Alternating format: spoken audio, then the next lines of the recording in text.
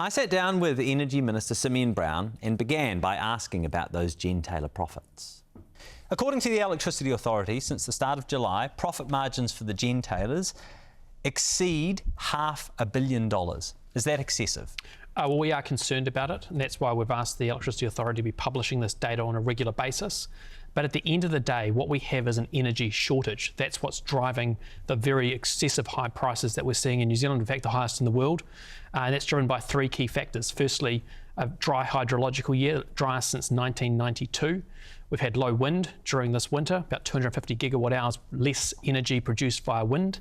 And thirdly, and most importantly, we don't have that thermal gas backup that we would typically have to fill that shortage. And so we've had gas-fired peaker plants not being able to fire because we don't have the gas, following a 28% reduction in gas production early this year. So we need more energy. We need more energy into the market.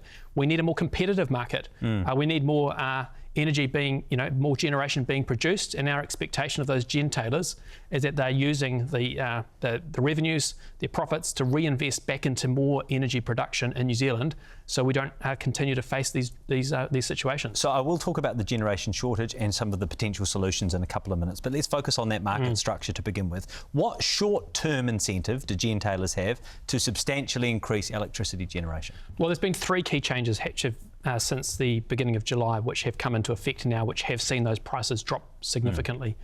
Firstly, we've seen Methanex turn off. They've shifted all of their gas into the electricity sector, so we're able to have more gas to produce electricity.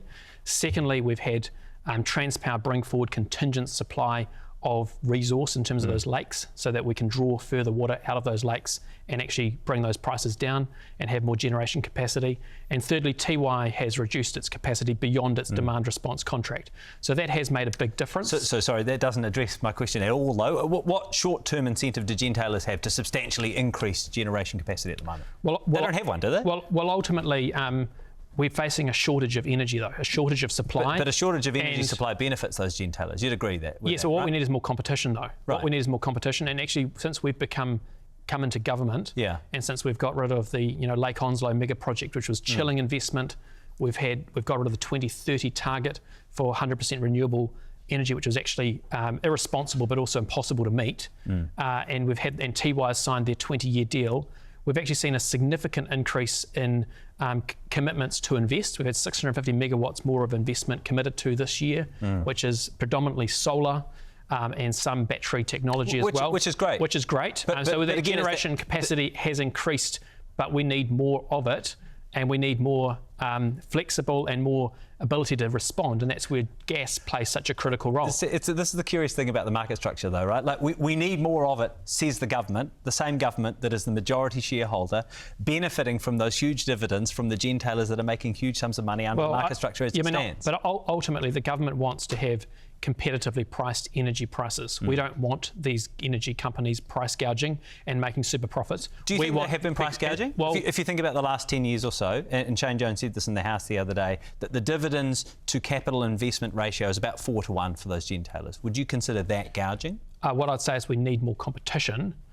We need more. But given there hasn't been competition, when you reflect upon the structure as it's been, and a more diverse number of companies coming in and actually investing in generation, we are starting to see that. Again, though, that wasn't my question. My question was, do you consider that the gentailers have been gouging over the last decade? Successive governments paying out massive dividends relative to the capital reinvestment. Well, I think we haven't seen as much investment back into generation that we should have from those gentailers. I would agree with that point. Do you think there's more that the government could have done as majority shareholder under those structures for the gentailers for which they are majority shareholders to try and encourage greater generation capacity? I'm sure, absolutely. But I'd say the key point is we need to actually see a greater number of companies actually investing in generation in New Zealand, so it is more competitive.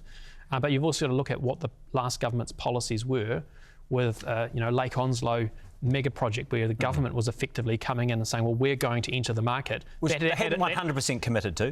But it had a chilling effect on investment, even from those gentailers. So that's why we've removed it. It's off the table. That's why we've removed the 2030 100% renewable target, because it was incentivising the wrong type of behaviours. And that's why we're now looking at what more needs to be done to incentivise more investment in generation, but also to make sure we've got that thermal backup when the wind's not blowing, sun's not shining, you're facing a dry hydrological year. The last government's policies demonise gas. Well, what's the response? We're burning more coal. I will ask. And I'd much rather we're burning gas than coal. I think everyone would certainly prefer us to, if it's a binary decision between gas and coal, would prefer us to be burning gas. I will get to that generation issue in a second. In terms of the actual market structure as it stands, when you consider the structure of those gentailers in particular, are there other levers, big levers, that the government could pull that would disrupt the market structure? Well, there's a number of things the government is considering at the moment around what could be done to encourage more generation, but that's the key. We want a more competitive market. We want more players in that market. Well, there's things around, obviously there's a lot that we've been talking publicly about. There's other things that we're considering as well. What are those other things? But in terms of, well, I'm not going to get into that at this stage, but in terms of what we are doing, very much around how do we get rid of some of the roadblocks to actually getting a consent and being able to invest in New Zealand. Yes. And that's critical to make sure that there is a greater degree of generation happening from more and more companies. So fast track consent is a big part of it. Yeah. And I know. And this is your Electrify New Zealand policy. And Minister Chris Bishop announced more changes around national policy statements on Thursday, and some of that will include all of those changes around Electrify New Zealand. There'll be more to say around that very soon. But the point there is we need to get rid of the roadblocks to generation, but we also need to make sure that we've got the competition which is able to come in. And yes. when I talk to some of those small generators and they say, well, I can't access an affordable hedge product to be able to actually enter the market, they're being squeezed out, and that's not good enough. So those are the things we need to be looking at. So when you think about the perspective of those small generators, would forcing greater separation between the gentailers' different arms, the buying and selling arms, would that help to create a more competitive market? Well, I think potentially, but I think the key point I'd make... Is that something you guys have been considering? Well, regardless of whether or not that's an answer or a solution, we still need to have the thermal backup to be able to ensure. Well, let's discuss. So if because a lot of this new generation that's coming through is wind, it's solar, it's intermittent sources, which is fantastic, and we need a double renewable energy by 2050. We're committed to that. But what I'd point out is that needs to have thermal backup to ensure that they're able to actually provide consistent supply to their customers, and that's where thermal backup is such a critical role. This last question on the structure, and then we'll get onto the thermal backup. Just to be totally clear with us, have you and your cabinet colleagues been considering some sort of structure that would force greater separation between the gentailers buying and selling arms? No, at this stage, the government's sole focus is on making sure we've got enough supply into the market so that we've got the energy that New Zealand needs. So let's talk about supply. According to your official advice, what is the range of estimates on the cost of building the infrastructure that would be required to handle liquefied natural gas? Well, I mean, there's a range of... So what are your estimates say? Well, there's a range of estimates around, it'd be hundreds of millions of dollars in terms of building that type of facility, but ultimately... Or renting one as a RIP or something like that? Well, there's potential around, there's a range of different possibilities. There's effectively 3 that we've been provided some advice on through Port Marsden Point, Port Taranaki, or do something offshore through one of the rigs. Now, those are the options. What we're looking at is what are the barriers that government needs to remove in order to be able to allow the market to invest and build that. So that's where we're looking very seriously around what are the barriers to being able to set up an LNG importation facility. And it's, I think it's really sad that as a country, which we should be focused on indigenous gas and actually bringing gas out of the ground, we're having to consider this, but we are because we have an energy shortage. And so we're looking at what are all the barriers that need to be done and how quickly we can actually get them. Can you give us an example of the biggest barrier? Well, consenting. Right, just so if you're able to fast track a consent essentially for a private company to bring in those LNG imports and establish the infrastructure, you will do that? Well, those are the things that we're looking at very seriously. Okay, so have you sought official advice that explicitly compares the cost and timeline with bringing in LNG compared to the rapid deployment of rooftop solar? Well, the reality is, rooftop solar still has that issue around it's an intermittent resource. So when the sun's not shining, you need to have thermal backup to be able to provide security of supply. So my question is, have you sought explicit advice that compares the rollout of LNG to solar? Well, what we're focused on is that issue around thermal backup. No, I understand what you're focused on. This is about security of supply. This is what we're talking about here. So have you solar panels, as much as it's a critical component of our future generation capacity as a country, doesn't provide that security of supply to the degree that's needed. We have a gas shortage. Just a couple of weeks ago. I'll let you make the point in just a second, but just to be totally clear, So, of course, the sun doesn't shine all the time, right? We all accept that. But the thing is that if you rapidly deployed solar, you could have solar panels generating electricity during the day at a time that you would otherwise be using hydrothermal generation, right? So you could hold off using that hydrothermal generation, and then when the sun isn't shining or at night, you can use the hydropower. So actually, by swapping in solar, potentially, you could cover the shortfall. Well, and I point out 500 megawatts of solar has been committed to this year. But I'm talking about rooftop solar. So back to my question, have you sought explicit advice that compares the rollout of rooftop solar with LNG? No, because we're focused on thermal backup generation. Yeah. So how do you know it's the best, though?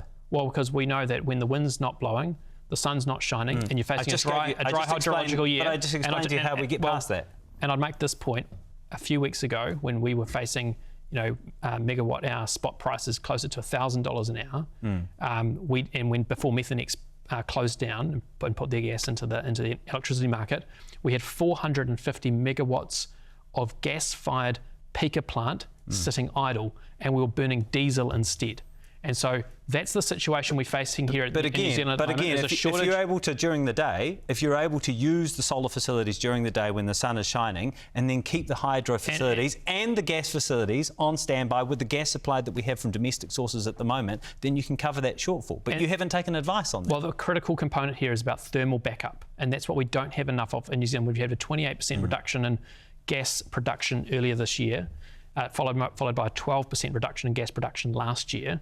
We're looking very seriously at what's real. And if you look at the Climate Change Commission, all the way out to 2050 and beyond, they say we're still going to require gas to be able to firm the energy and more renewable energy market. So even some gas, though, right? Well, they're not anticipating an increase in that gas still a significant amount, around just under 1 terawatt hour of gas production on an annual basis, will still be required in 2050. So my point there is gas is critical to ensuring we can firm intermittent sources, and that's what countries around the world are doing. In Australia, they're going really hard on renewables right now, but the government is incredibly clear, firmed by gas. From us, it's exactly the same. Gas is the firming tool to give confidence. So when someone comes and builds 150 megawatts of solar, a solar farm, or rolls out a new wind-powered farm, they've got the gas to be able to give confidence to make that investment. Why you have a thermal backup. The point is that we already have thermal generation, whether or not we need to expand the thermal generation, we don't have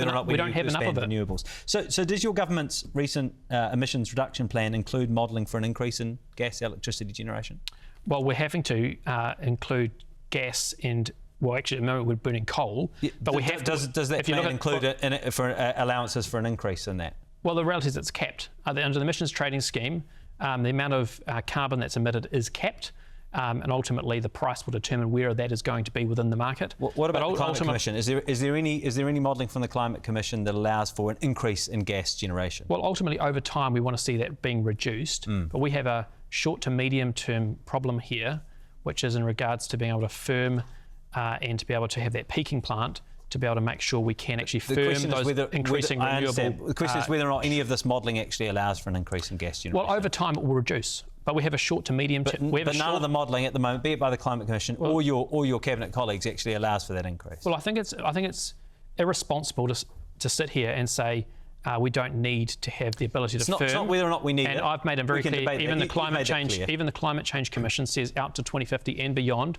we're going to require it. And so we as a government are saying we need to ensure that we can have that, whether that's the work Shane Jones is doing to make sure we're focused on Indigenous supply, or whether it's looking at what's required to import it. We need that supply, and that's what we're committed to. We don't have the modelling at the moment, either from the Climate Commission or from your colleagues.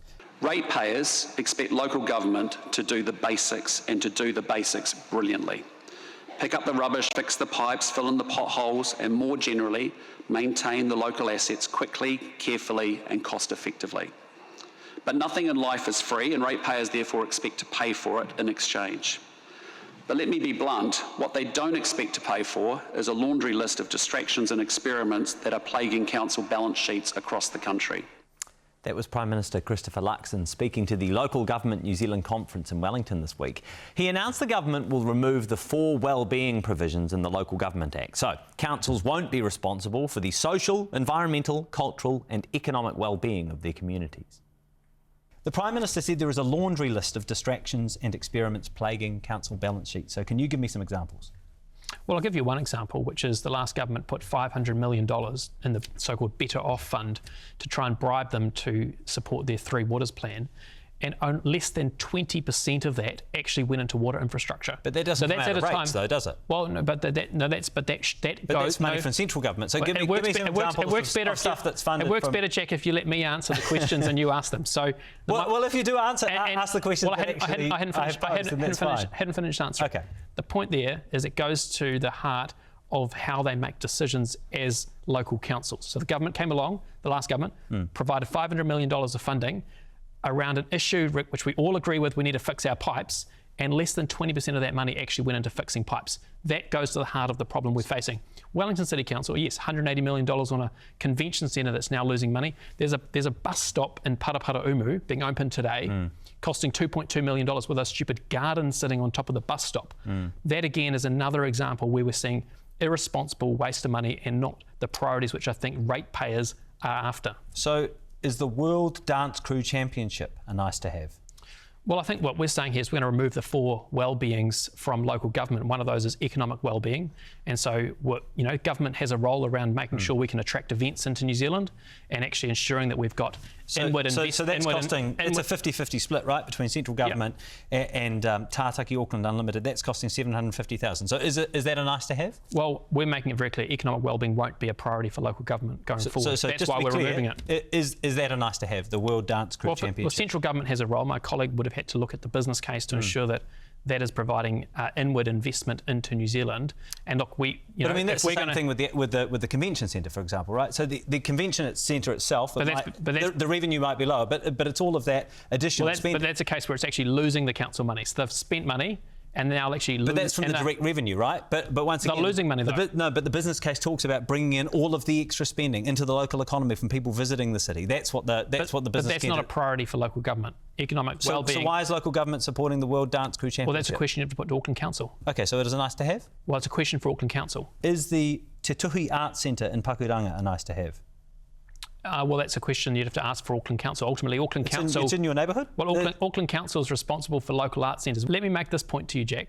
When the 4 well-beings have been in legislation, the average annual rates increase has been 2% higher on an annual basis than when it's not been in legislation. So do you think... So what the evidence shows is that when those 4 well-beings are not there, that councils actually increase rates at a slower and lower level, and which makes it more affordable for ratepayers. So that's why we're removing it, because we want to make sure councils are more focused on fixing the potholes, making sure those drains and those are cleaned, making sure the pipes aren't bursting, and actually investing into that long-term infrastructure and those services which the ratepayers are after. And when rates are increasing 4 times the rate of inflation, people across this country have had enough, and so that's why we're making these changes.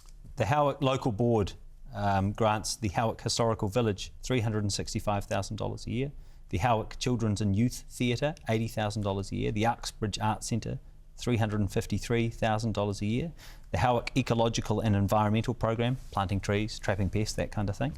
Those all nice to haves? Well, you'd have to put those questions to the Howick Local. No, you're the one who's defined. You've said there's a laundry list of distractions and experiments. You've talked about nice to haves. Are those nice to haves? Given your government is so critical of this kind of spending? My point here is the core focus of councils needs to be picking up the rubbish. Auckland Council's just removed hundreds of rubbish bins in parks across Auckland. That's appalling. That is absolutely appalling what they've done. Secondly, the point I made earlier, which is when the 4 well-beings have been in legislation, rates have increased at a faster rate. So I'm not going to get into this, is this not, is this... Yours is the government that's called out local councils, so that we can understand your point. The message to local councils is very clear. Go line by line. Is it actually... That's exactly what we're doing right now. Is it actually benefiting... Is it local communities?